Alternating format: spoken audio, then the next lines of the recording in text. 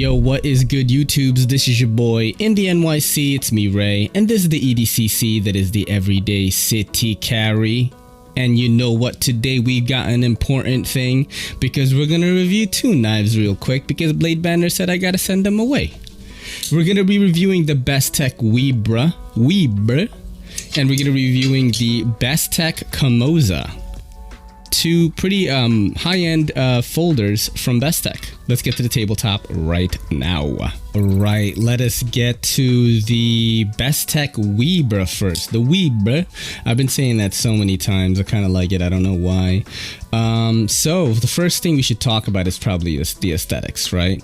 So if you're not someone who likes sort of a futuristic, space-agey kind of design, and this one is not going to be for you.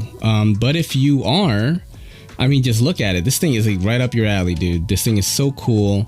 Let's do a little close-up of the scales first. So your scale is going to be, this is a titanium frame lock flipper.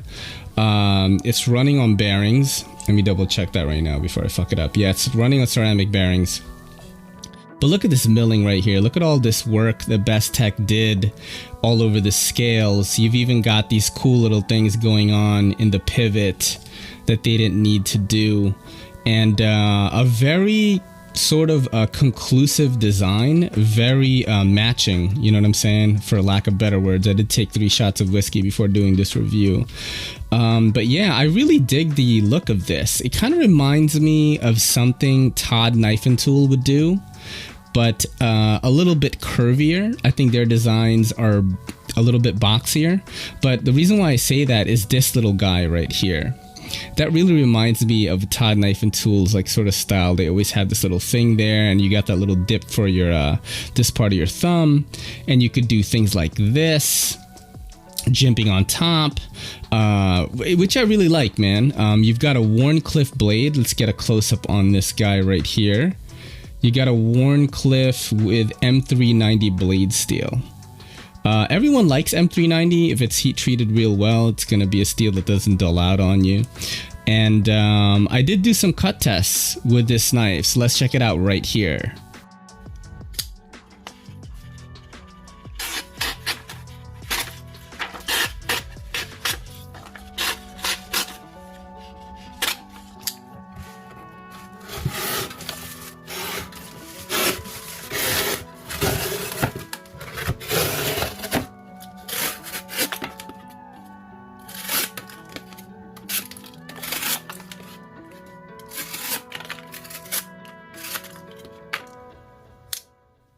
Well, as you can see, the paper test didn't go well, but the cardboard test went pretty well. Let's talk about the ergonomics a little bit. Let's zoom out a little. So I do like the ergos of this, man. It fits really well in my Asian fishpaw hands. You know, I got small Asian fishpaw hands. And it just fits really well, man. You can see it right here. I can do a 4-finger fishpaw grip on this. And it kind of fits in this curvature, you know? So that is really good. For someone with larger hands, they might have a different experience, but for me, it works just fine. The weight on this is 3.25 ounces. And let's focus in to take a look at the weight reduction, which there is weight reduction, as you can see right there. I hope you can see that. And there's some in the back too. So, I mean, it's not the lightest thing, but it is still all right, I think. It's 3.25 ounces. It's kind of, what is that? It's like average for a knife that is 3.5 inches in blade length. The most important thing to me, of course, is going to be the action.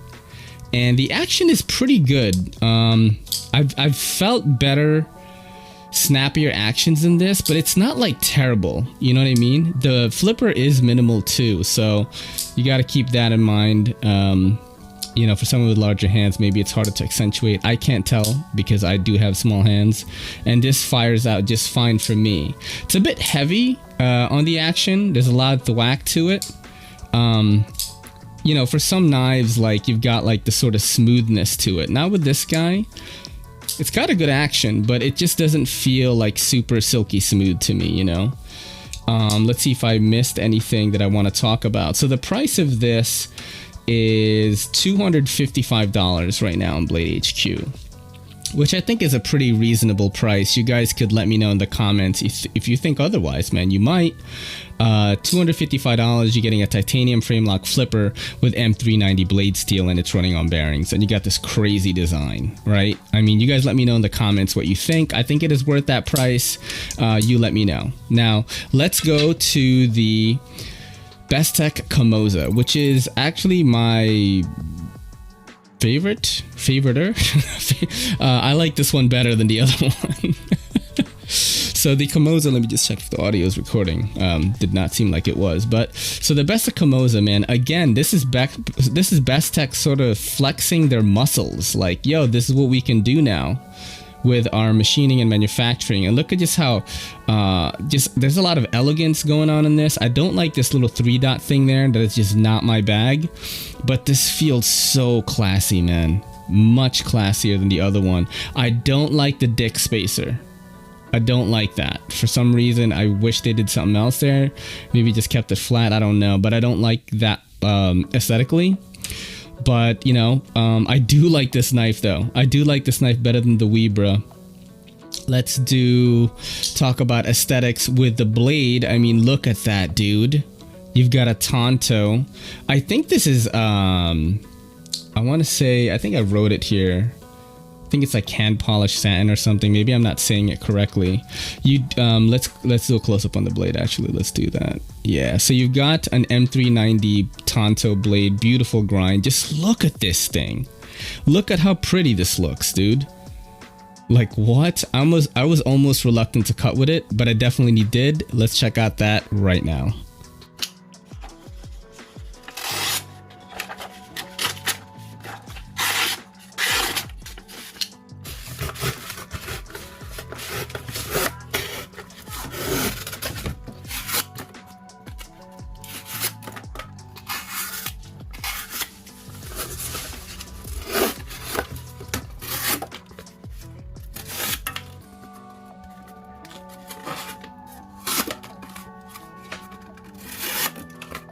So once again, the paper cut test did not go well, but it did very well with cardboard, and I was able to use just the tip of this, like this other edge here, really nicely at work before. Both edges performed very well, and I was very happy about that. I even did a reels on this knife called How Stabby Is It? And people enjoy that on Instagram. It does have testing marks here, it seems like, right? Isn't that what that is? A little boop, the little holes there. But yeah, man, let's talk about the action real quick. So the action, let's see how it fires out. Well, first of all, drop shut. This feels much smoother than the Wibra to me. So the Kamoza has just got the smoothness in it. It uses ceramic ball bearings. And yeah, it just feels like a classier action to me, man. I don't know what it is, like silky smooth. You know what I'm saying? This knife kind of reminds me of the VDK Strix if it went on a diet, because this blade stock is much thinner and kind of like less robust on the bottom here. Look at that. That's just beautiful. And the Strix was like just thick, bro. But yeah, man, I really like this knife a lot. Let's look at the weight reduction, because we're always interested in that. You're looking at, again, 3.5 ounces, 3.5, and it does have weight reduction on both sides. Okay, now that's pretty good. I mean, I'm not very familiar with knives of this size, so if I kind of like trail off with the specs and stuff, it's because I don't fuck with knives this big usually. You know what I'm saying? I do with the Apex Fast Arm group, but my experience with them is very limited in use because I only cut cardboard and I don't do any of the other stuff. But I am looking at this as more of like an art piece, man. This looks very beautiful. I just loved carrying this around, and yeah, it's just a beautiful knife, man. Let's talk about the price real quick. So the price, you're looking at $272. That's encroaching upon, like, it's getting towards like the CRKs and, you know, hinderers and things like that. because it's 272, you know, so I usually picture those knives going at 300 plus, but this is a good option if you want to get something super classy. Man, I just really don't like those fucking 3 little dot things. Everything else about this knife, man, the ergonomics is really good. The pocket clip has good pocket clip tension even when I wear sweatpants, and it doesn't dig into my hand. I've used this to cut a bunch of cardboard at work, and it's just very, very comfortable. You know what I'm saying? So, you know, $272, like, what do you guys think? You've got a titanium frame lock flipper with a sick ass ano. It's like fucking so sick. I mean, this is awesome. And dick spacer, jeez. But yeah, man, that's pretty much all I got to say about these two. It's just really, really cool knives from Bestech, kind of showing off, flexing their muscles. This is what we can do now, and you know, I applaud them for doing that. Maybe these aren't my favorite knives at this price point, 250 plus and above, but you know, I applaud them for taking that leap, man. So let's do a knives up. This is the Bestech Kamoza. Let's do a little bit of a focus on there. I'm still getting good at this, guys. And this is the Bestech Wibra, knives up on this channel only.